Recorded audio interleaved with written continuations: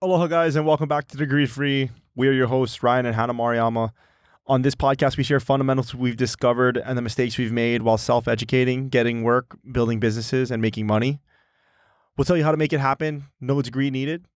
Hey guys, thanks for coming back and listening to the podcast again. If you are new here, thanks for listening. If you are returning, we are glad to have you. If you found something interesting in one of our past episodes or after you listen to this episode, it's so good that you listen again and you want to take action on some of these things. We did make a guide. It's called How to Get a Job Without a College Degree. It is on our website, which is degreefreenetwork.com.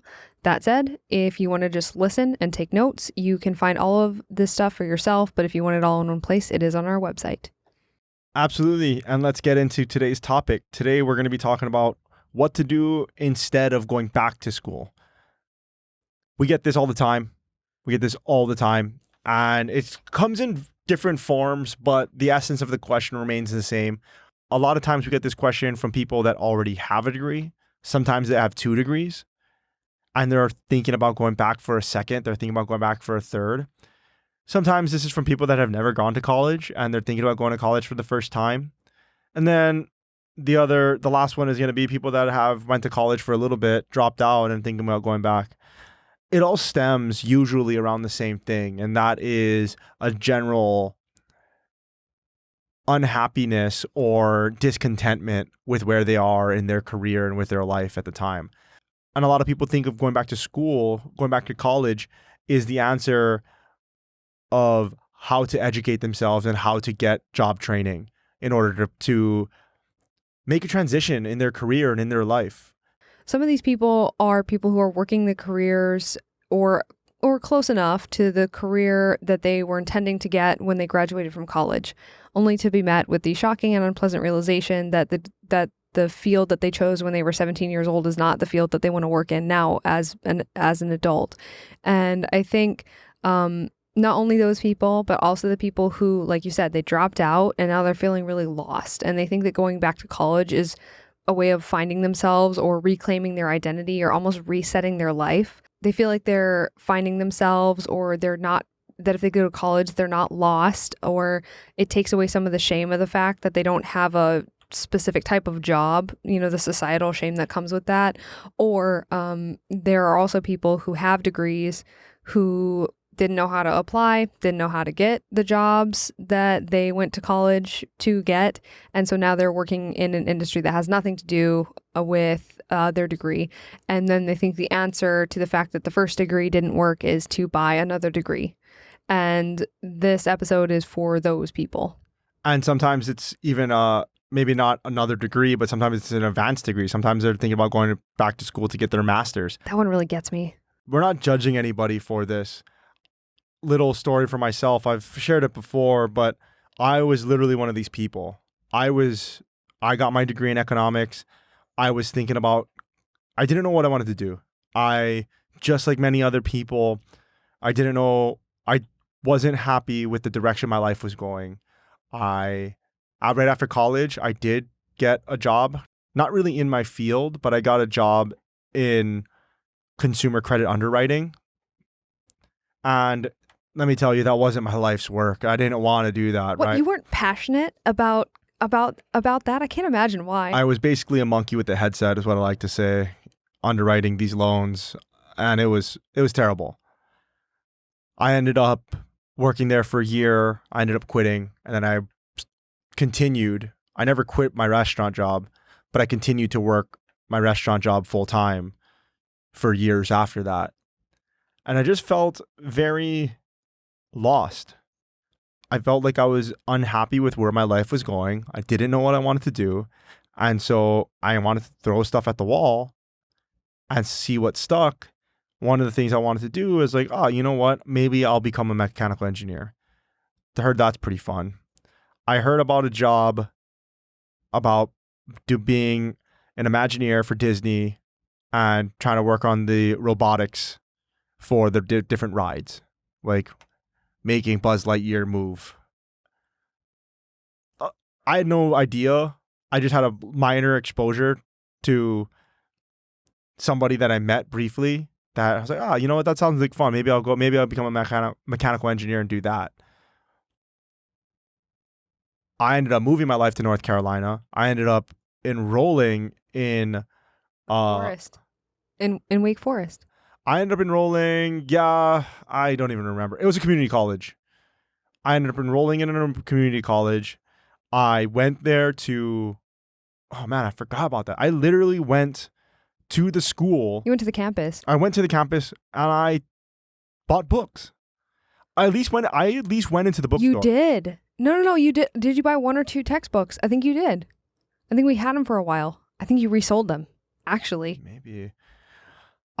I know that I went to the bookstore. I'm pretty sure that I bought books for these classes that I needed, that I was going to take. But then I just stopped. I was like, wait a minute. I have no idea what I'm doing. I have no idea what being a mechanical engineer is like. I have no idea. I don't even know if I'm good enough at math. I don't even know what math I need. I don't even know what that job they do. I still don't know what a mechanical engineer does. Right? I'm like, oh, but maybe I'll go do that. And so, because I was just throwing stuff at the wall and seeing what stuck, I was like, okay, maybe I'm not going to pay that money to do it. I'm very happy, very grateful that I made the decision to not to. This is all a long way of saying is like, we're not judging people when they're thinking about doing this. No. And I'll say this because I'm the one that comes off judgmental about this a lot of the times. I will say this. I want to go on record and say this. A huge part of the reason that I feel so strongly about this is because of the conversations that I have had with people that hurt my heart, where they feel so trapped. There's only one answer to their problems. There's only one answer to their uncertainty, to their feeling of being lost, to their feeling of not having a career, to their feeling of shame about that. And that answer is an extremely expensive piece of paper, and it's the second one because the first one didn't work, and they already feel so trapped, and it's like they go further into the thing that it has put them in this position. And it's not just the people who consider it and then do it, it's afterwards when they're in the same position and I have the same conversation with them, and they put all that stress and financial stress on themselves, and they get to the other side and they're in the exact same position. And it's heartbreaking. It's a heartbreaking thing, but they've been told that's the only answer. And that is a huge reason why I'm so passionate about this, is because I'm tired of seeing people who just see their whole life laid out in front of them and they feel trapped and they feel like they have no options when that's not true. Yeah. And so we definitely understand. I definitely understand. I used to be one of those people. I get it. It's tough. So here we are, and we're trying to give people options. Tell them what their options are. Because they just don't know. They don't know. That's why they only think there's one. That's where I think we can help. When I'm having this conversation with people, this is the first option, and that is improve your current job. And that is do what you can with what you have, where you are. And the most simple moves are usually the ones that are right around you already. So instead of going back to school to get another degree, if you're unhappy with your current job, ask for a raise. Look around you in the company that you're in and see if there's a different position that suits you better, that pays more, that does a different type of work that you're more interested in or more suited to. The other thing is you can look and see if your company has some sort of educational credit that you can use to leverage to give yourself a more valuable skill within your company to help with the moving around or getting a raise. If you work for a company where there's no formal education credit, a lot of times if you go to the manager or whoever you trust who's kind of in your corner and you say, hey, I want to learn this thing, I think it's going to help the business in this way, make your case, see if they'll pay for it, because that's a really great way to retool your skill set and not have to pay for it, which we're all for. And the other thing is, like, you can move further up in the field if you want. If you really hate it, though, it's probably a good idea for you to kind of look around in the company and see where else you can go. As simple as moving to a new department. And one of the things that I find myself whenever somebody asks me this, whenever somebody's talking about going back to school, it's generally because they're unhappy. They're unhappy or they're discontent, as I was saying. And I think one of the biggest things that you can do in this case is you just have to sit down and have some pretty honest conversation with yourself. You have to sit down and have an honest conversation with yourself and take an honest inventory about what is going on. And it's not fun to pick that apart. About what is going on and about what you're going through. Why are you unhappy? Why are you discontent? Is it because you don't like your coworkers? Is it because you feel like you're a fraud? Is it because you're not making enough money? Is it because you genuinely don't like the work or it's boring? Right. And is it because you don't feel fulfilled? There's a lot, and this is, as Hannah was saying, it's not fun all the time. These are difficult questions that require honest answers. What's causing you to feel the discontent? For you to feel that you have to go back to school? A lot of the times, if you can sit there and you can have that honest conversation with yourself, and it helps to really write it down. It helps to really write it down. Put it on paper. Name your demons. You want to put a face to what it is that's bothering you. It could be something as simple as staying in the same field, but moving to a new company. It could be something as simple as, look, I actually don't mind my job. My job's actually pretty okay, but maybe I want to negotiate a 4-day work week. Maybe I want to negotiate 1 day work from home. Every Wednesday I work from home. Not possible in every job. I understand that. But those are the types of questions that you have to ask, and you have to give the honest answers to get to the bottom of this. I know that for myself, it was very difficult. I had to sit down and have this conversation with myself. Because I sat down and had this conversation with myself, I came up with I didn't know what I wanted to do. I said, before I wrote that check to that community college in North Carolina, before I sent the payment, I'm not sure. Maybe I even sent the payment. I don't even know. Maybe I sent the payment. I needed a refund. I don't even remember. Either before I sent it or I needed a refund. I forget. But I had to ask myself, why do I not feel like this is it? Why do I feel like this isn't going to solve my problem? And the reason was because I didn't know what I wanted to do. I said, look, I don't know what I want to do. I don't even know what a mechanical engineer does. This isn't going to solve my problem. The problem is that I'm unhappy. The problem is that I don't know what I want to do with my life. And so I had to make the difficult decision to not go. I had to make the difficult decision to basically do inaction. And it is harder to not go, I think. It is harder to not go. Yeah. And so I didn't go. I continued to bartend. I moved from Hawaii to North Carolina.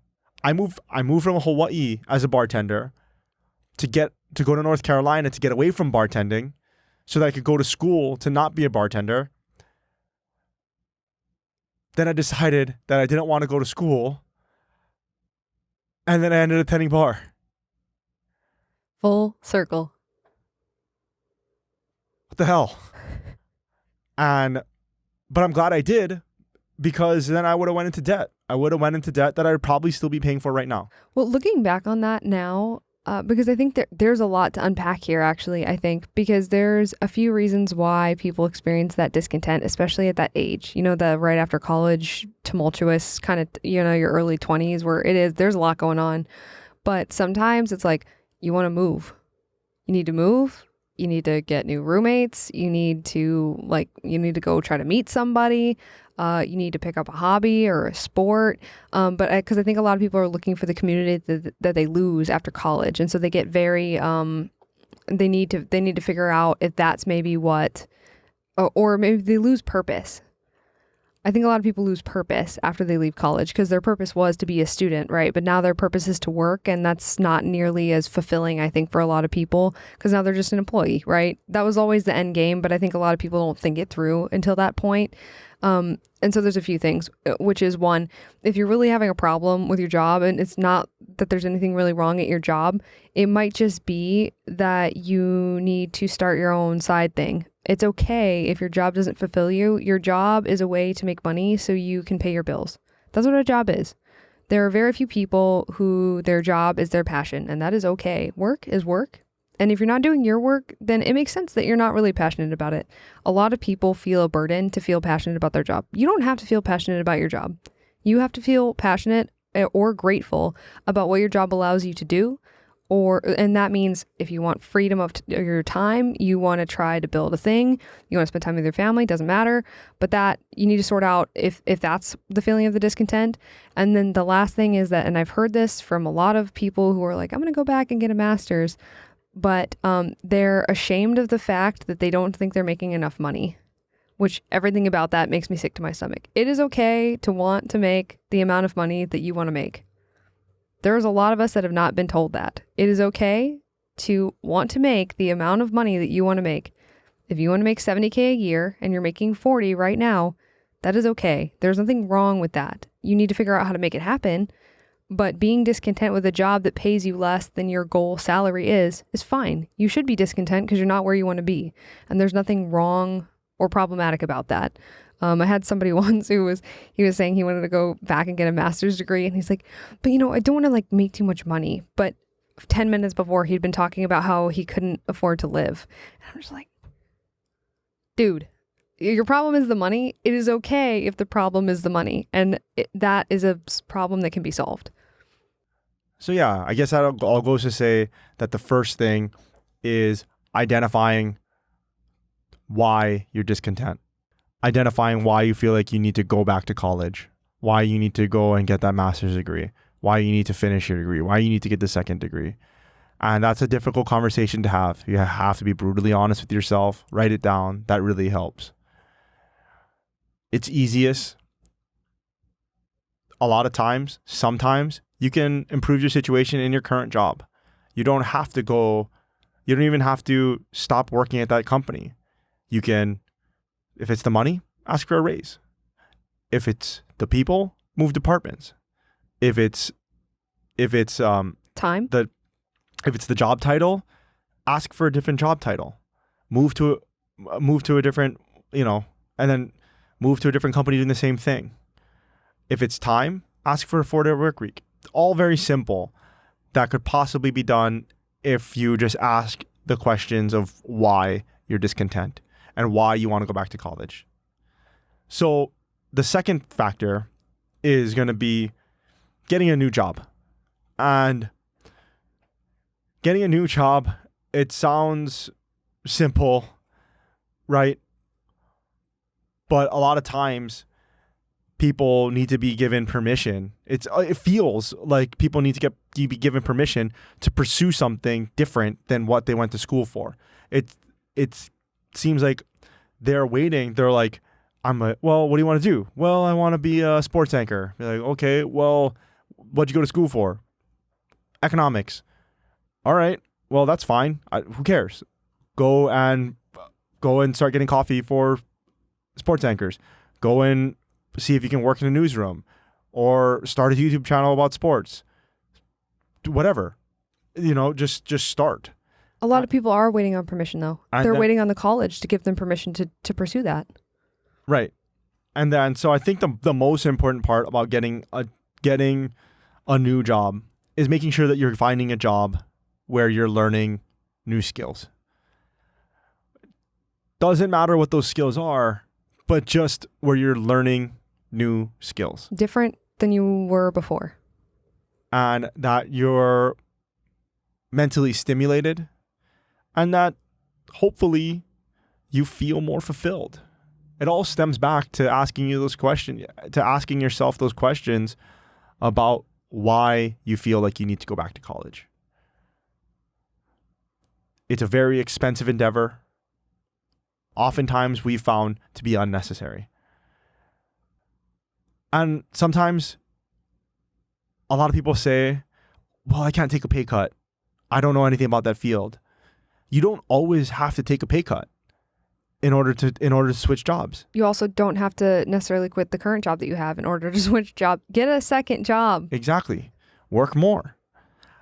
Difficult. I know. People don't like that. Difficult. But it's true. It's if you want more money, if you want more skills, if you want a different job, but you aren't ready to leave the stability of the job you're in, get another job. People hate that because it's the whole one job should be enough. Dude, it's not enough if you're discontent. And you need to change your situation. You don't know how to do it, and you don't want to go into debt. You don't want to keep paying money. You don't want to pay money in order to fix the problem. There's a way that you can fix the problem that is just going to require more time, and you're going to actually make more money doing so. I think that's definitely the second factor, is getting a new job, retooling, making sure that you're just learning something new. Make sure that you're stimulating yourself. And making sure that you're taking care of the reason of why you thought that you needed to go to college in the first place. Okay, so there's two smaller points to this one that I'd like to make. One is if you're looking for another job and you're not currently in a sales job, that is a very useful field because it's applicable to almost everything. It can help you get more jobs. It can help you with networking. It can help you understand how to present situations and present solutions to the company you're at. It can just help with a lot of aspects of your professional life and your personal one, actually.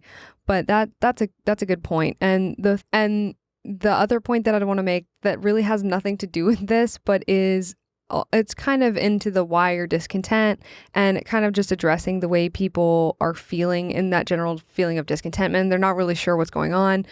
If you're going to get a second job, and this is especially too if you're looking to be around a different kind of person, like if you want to switch, if you want to have some variety with the type of people that you work around, or there's a specific type of person that you want to work around, or to be honest with you, if you are looking for a significant other, it's a good idea to work in a different sort of environment than you work in now.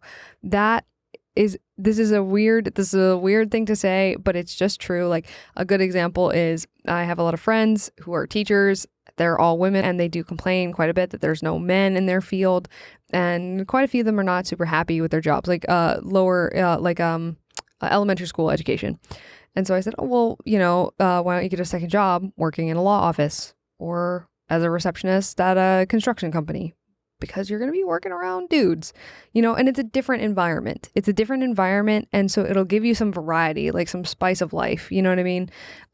So I think that that's true, like for men and women, and no matter what you're trying to achieve. But like, if you want to be around people who are into videography, then you need to go work at a videography company, because those people are going to be able to help you learn more about it. You're going to meet people that are like-minded. You're going to meet people that are going to challenge you. And I think that that's just a universally good thing to say. So, and you can meet people who are going to help you along your journey. So I think the last thing is, if you are discontent with the money you're making, or you're discontent because you just feel like your job's not your passion, which, shocker, most people's jobs aren't their passion, and then that's okay. And you want to feel some sort of ownership, or like you're building something for yourself, it's start a business. And I know that now, especially with all of the like hustle and like entrepreneurship and all the flash words and stuff that's culturally just really seems to be everywhere right now, there is something to building your own thing and to teaching yourself things to build your own thing. It really does not matter what it is. If you want to start a pet rock store and you care about that a lot, then you're going to teach yourself skills that help you sell pet rocks. If you want to start a traveling Broadway show, then you're going to have to. If you want to start a traveling musical theater group, you're still going to be building your own thing. You're going to be bringing people together. You're going to be doing work, and you're going to be teaching yourself things that you care about because it's your thing and you're building it. You don't have to learn things you don't want to learn. You do have to learn things you do want to learn. And you can kind of follow your own instincts and your own passions, and you can create something out of nothing that's yours. And there's a lot of value to that, and just personal growth that I think also comes from it. And also money, if you can make it successful. And success is a relative term. So success means if you want to make $60K a year and you're at a job that makes the college graduate average, which is $40K a year after taxes, and you want to make $60K and you can create some sort of side business that makes $20K a year, you've kept your stability. You've created your own thing that gave you an outlet for creativity and to challenge yourself. And now you're also at the salary level that you want to be at. And that sounds like a win to me. I think that after that, the desire to go get any degree pretty much evaporates because it no longer has a function, or because people feel less lost in their career or professional goals. I think one of the things too about starting a business, we've mentioned it before, but it's worth saying again. If you're thinking about going this route, you think that's going to fulfill you, you think that's going to move the needle about how you feel, definitely do it. The biggest tip that we always have is don't quit your job. Don't quit your job in order to do so, especially at the beginning, pre-revenue, while you're still in the DFAs. Just don't do it. I get a cold sweat. It's not smart. One of the things that is the easiest thing to do when you're thinking about doing this, if you are going to be doing this as a side thing at first, and it could possibly become a main thing, hopefully, maybe, we'll see, is that one of the easiest things to do, and we talked about this a little bit before, but you can start a services business. Starting a services business, it's pretty simple. It's one of the simplest things that there is. It's not easy, it's just simple. You're going to come up with a service that you can do. You're going to go to somebody. They're going to pay you to do it. And then you're going to leave. It's that simple. Just as simple as that. Not easy. That's very difficult. But simple. And it's a way for you to immediately get some cash. And one of the things that's really not talked about enough, I feel, is the mental boost that's gonna give you. It's also hard, and it can be very depressing and lonely at the same time. Yeah. Not to scare you away from it, because realistically speaking, that's just true also. Absolutely. But if you can make that sale, when you can make that sale, it just makes you feel alive. Oh yeah. It makes you feel good. It makes you feel different, especially if you've never sold something of your own. You could be in sales. You can be in sales and you can sell whatever it is. You can sell vacuums all day. And yeah, is it fun to close sales? Absolutely. Is it you can sell timeshares. Is it fun to close thousands of dollars of deals? Absolutely. You can sell jet engines. Is that awesome? Absolutely. There is something about selling something that you made or that you're doing that just gives you that pride. And if that's one of the things that you wrote down is pride, or just feeling down, that definitely can be a mood adjuster. I know because I've done it. I know because it's difficult. I mean, it's difficult, but it definitely helped. Feeling down, don't know what to do. Try something. Try it. Try to build something. Try to make something. Yeah. And make it happen. It sounds simple because it is. It is. It's as simple as me right now taking a broom out of our house and just going to the neighbors and saying, for $20, I'll sweep your entire driveway. That's a services business. I just want people to understand that is how simple the thing we're talking about is. It's going around with a bottle of Windex and a rag to people's houses and saying, hey, I'll clean the outside of your windows. $60. That's a services business. And there is pride in having the courage to ask the question and then having someone say yes to you, because eventually if you ask enough people, somebody will. And man, is that cool. It's cool. Yeah. And I think just for this, for this problem, or for what these people are struggling with, which is, not knowing what to do instead of going back to school. A lot of what we find is that same thing with originally not going to school, is they just need permission. They need it. We've seen it time and time again when we tell somebody, hey, you don't have to go back to school.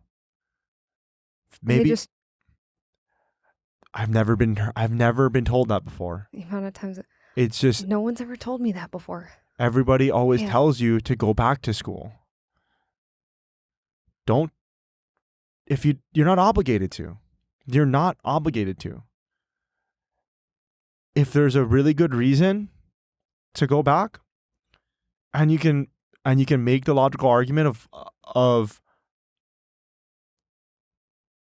like you're going back to be a surgeon. Okay, fair enough. Yeah, and then you can make the logical argument about maybe you're in such an esoteric field that you absolutely need a college degree, or that you absolutely need a master's degree. You absolutely need to go back, or you're in a field where going back to school is going to elevate you to the next level for some reason. Say or in the current pay structure that you have. Current pay structure. That's exactly what I was going for. Do the math on that. Right, exactly. And that goes back to and that goes to doing the math on it and just approaching it as a financial decision instead of approaching it as some like what we see a lot, which is like an attitude adjustment, which is just grasping at straws.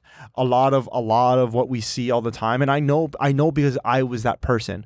A lot of what we see is that people are just grasping at straws. People are just thinking, I don't know what to do. This is what I'm going to do. I'm going to go back to school. I'm not fulfilled in my job. I'm going to go back to school. I think in a lot of fields, that the pay is a little bit on the lower end, and getting a master's degree will give you a slight raise. I would urge people who are using that rationale to be very careful. I think that a lot of times that money, if you actually did the math on it, is not actually worth it. I think that's a status thing. I think that's a status, and I think that's a status symbol. And I think you need to be very careful about caving into that just because you think it'll make your coworkers look at you a little bit differently. Who cares if you're going to come out the other end of it financially worse? That's huge. I think a lot of people end up going back because of that. I agree with you. They want to get looked at a certain way. Just to kind of give an example of that, or like of what they could possibly look like. This is just an example off the top of my head that I can think of right now. It's like if you're a teacher in the public school system and you already have a college. In order to be a teacher in the public school system, I'm not sure where you're located, but here in Hawaii, let's say you need to have a college degree. You need a college degree in order to be a teacher. Doesn't matter what your college degree in. Literally doesn't matter what your college degree is in. You can have a college. You could have done a freaking create your own college degree and literally done your college degree in anything.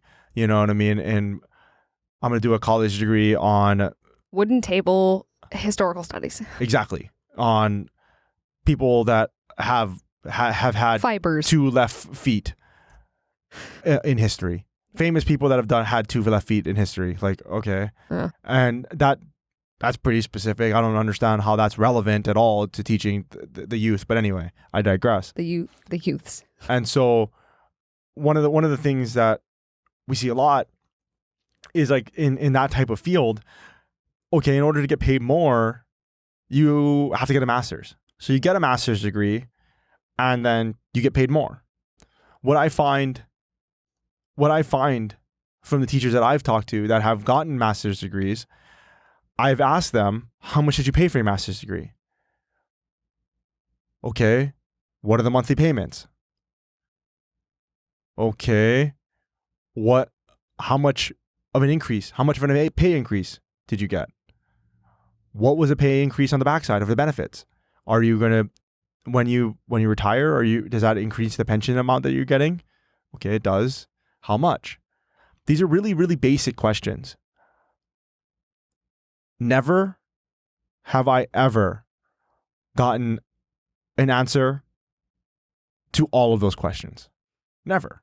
That's because they don't know. Majority of the people don't know. Because it's a status thing. I agree. I agree with you, that's just I'm not picking on teachers or anything. No, I'm no. Just using an example of That's a great field with that standard practice. Just using that as an example. Yeah. Right? It would make sense that you did do the math on it. It would make sense that my degree costs this much. This is how much my monthly payments are going to be. It's going to increase my annual pay by this much. Okay, that makes sense. Cash flow wise, I'm going to make an extra $500. It's going to it's only going to cost me an extra $300. It's only going to cost me $300. Okay, that's an extra $200. That's an extra $200 a month for the next 20 years. It's only going to cost me nights and weekends for 2 years to get my master's degree. All right, maybe that math does work out for you. And I'm not saying that all teachers don't do it. I'm not picking on teachers. No, yeah, you're not picking on teachers, but teachers are the best example, or one of the best examples of an industry where they are they're kind of pressured to go back and get a degree, but oftentimes it doesn't seem like they do the financial analysis.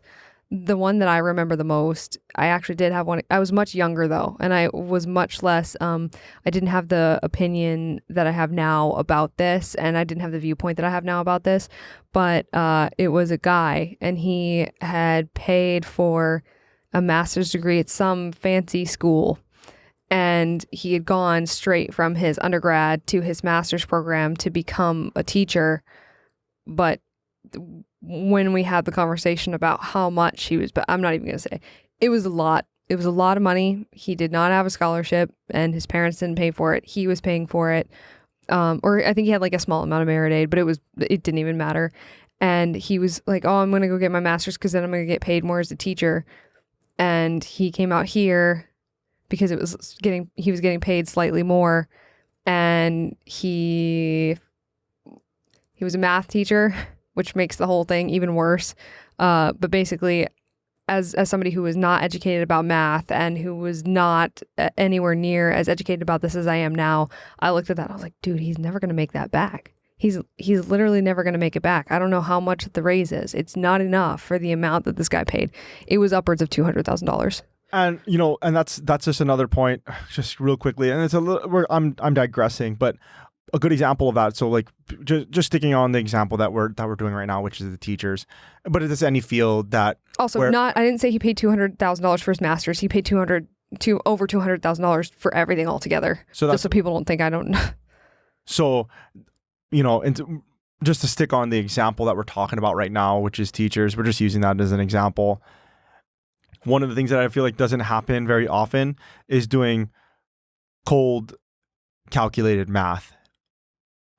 What I mean by that is instead of going to the nearest school, instead of going to a name brand master's program,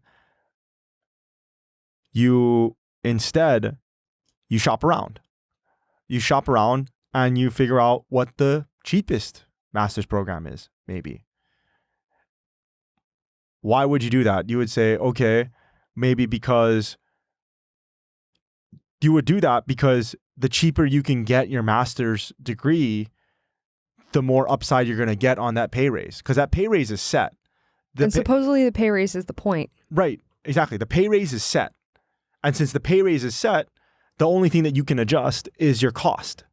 And so if you can bring your cost down as much as possible, then you make all of the difference. We're getting a little technical here, but this is actually a financial principle, which is you make money when you buy, something that Ryan has frequently tells me. And just can you explain that a little bit more?